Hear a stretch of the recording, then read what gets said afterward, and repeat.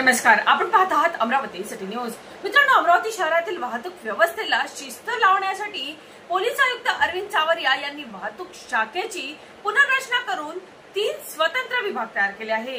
विशेष म्हणजे शहरात ज्याप्रमाणे सहाय्यक पोलीस आयुक्तांचे 3 विभाग आहेत, त्याचप्रमाणे आता वाहतूक विभागाचेही 3 विभाग राहणार आहे। या 3 विभागाला स्वतंत्र पोलीस निरीक्षक देण्यात आले आहे। मित्रांनो, अंमलदारांची सुद्धा 3 विभागात विभाजणी करण्यात आली आहे।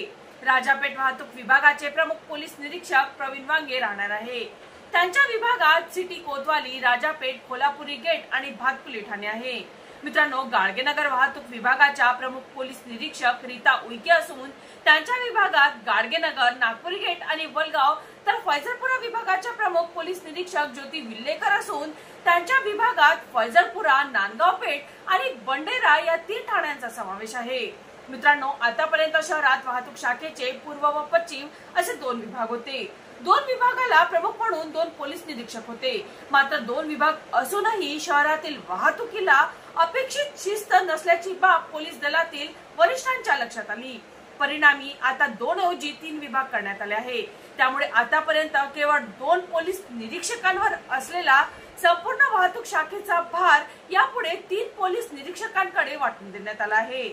मित्रांनो, 3 विभाग झाल्याने पोलीस निरीक्षकांवरील भार कमी होऊन शहरातील वाहतुकीला शिस्त लागण्याची शक्यता आहे। ही पुनर्रचना करताना पोलीस आयुक्तांनी प्रत्येक वाहतूक विभागाला अधिकारी व अंमलदार सुद्धा दिले आहे।